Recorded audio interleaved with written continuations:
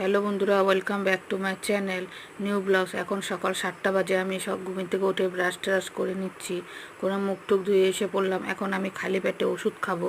এই ওষুধটা খুব ভালো, সাফি, পেটের পক্ষে খুব ভালো, ব্লাড পরিষ্কার করে, মানে স্কিনে প্রবলেম থাকলে চলে যায়। এখন আমি পাখিকে খাওয়া দেবো। ব্রেডগুলো কুচি কুচি করে ছিঁড়ে নিলাম, নেওয়ার পরে এখন পাখিকে খাওয়া দিয়ে আসবো। আপনারা দেখতে পারেন এই যে স্কিনটা আপনারা দেখতে পারেন, খুব ভালো।